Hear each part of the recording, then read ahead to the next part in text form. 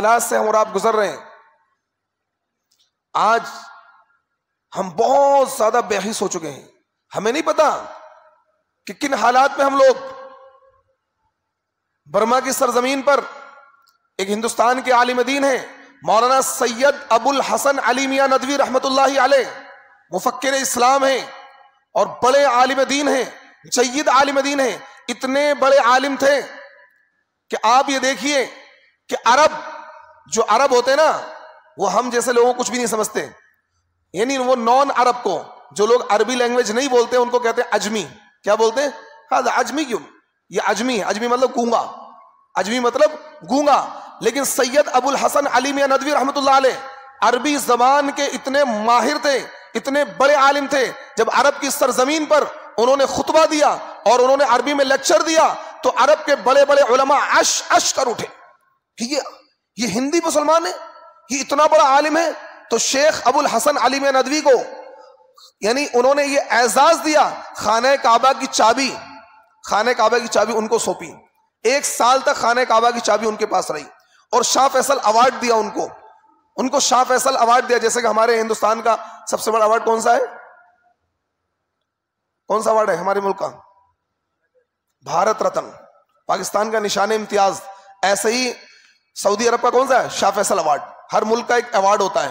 تو وہ مولانا سید ابو الحسن علی میاں ندوی کو دیا گیا. یہ شخص اتنے بڑے عالم تھے، برما کی سرزمین پر گئے اور وہاں کے مسلمانوں کے حالات دیکھے تو وہاں انہوں نے ایک اسپیچ دی، مسلمانوں کو آگاہ کیا. مسلمانوں سے کہا کہ اگر تم نے اپنی حالت نہیں سدھاری اور تم دین پر نہیں واپس آئے، کیونکہ انہوں نے دیکھا کہ وہاں کے مسلمان دین سے غافل ہیں، مسجدوں سے دور ہیں، تجارت میں دھوکہ دھڑی کرتے ہیں، بے ایمانی کرتے ہیں، مکاری کرتے ہیں، کم تولتے ہیں، مطلب برائیاں ان کے سماج کا حصہ بنی ہوئی تھی. تو حضرت نے کہا کہ اگر تم نے اپنی حالت نہیں سدھاری تو وہ دن دور نہیں کہ اس ملک میں تم گاجر اور مولی کی طرح کاٹے جاؤ گے. اور وہ دن اس کے بعد تقریباً 15 سال کے بعد یعنی 1990 کے بعد وہاں فسادات شروع ہو گئے تھے اور آپ نے وہ سارے مناظر ویڈیو کی شکل میں دیکھے ہوں گے کہ برما کی سرزمین پر کس طریقے سے مسلمانوں کو تہہ تیغ کیا گیا.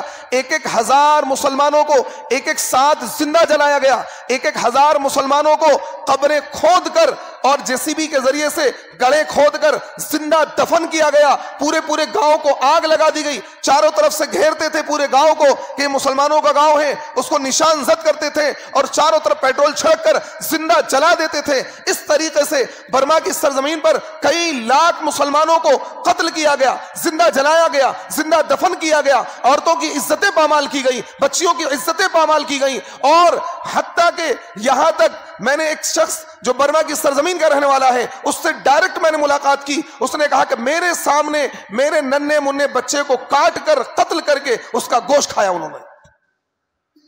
ایسے حالات پیدا ہوئے. بہنوں کے ساتھ، بیٹیوں کے ساتھ، ماں کے ساتھ آنکھوں کے سامنے زنا کیا گیا. ان کے درندگی یعنی زنا کر کے بھائی کے سامنے، باپ کے سامنے، بیٹے کے سامنے اس کی ماں کو، اس کی بہن کو، اس کی بیوی کو قتل کیا گیا، زنا کیا گیا. یہ حالات برما کی سرزمین پر آئے. کیوں حالات آئے؟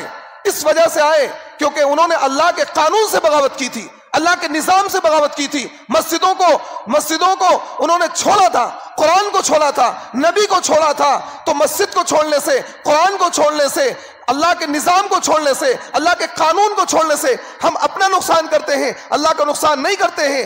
آج ہندوستان کے مسلمانوں پر جو حالات ہیں، جو معاملات ہیں، اس کی وجہ یہ ہے کہ ہم نے اللہ کے قرآن کو چھوڑا ہوا ہے، اللہ کے نظام کو چھوڑا ہوا ہے. نمازوں سے دور ہیں، قرآن سے دور ہیں، شریعت سے دور ہیں، اللہ کے نبی کی تعلیمات سے دور ہیں. اور جو حالات آپ یہ سمجھ رہے ہیں کہ ہم بہت زیادہ مامون ہیں. ان ہندوستان کے مسلمانوں کا فیوچر، مستقبل بہت زیادہ خطرے میں ہے. آپ یہ نہ سمجھنا کہ برما جیسے حالات یہاں پیدا نہیں ہوں گے. یہ غلط فہمیاں ہوتی ہیں. بہت بڑی تعداد، تقریباً 50-60 لاکھ مسلمان برما میں تھے. چھوٹا سا ملک ہے برما، لیکن کیا حالات پیدا ہوئے؟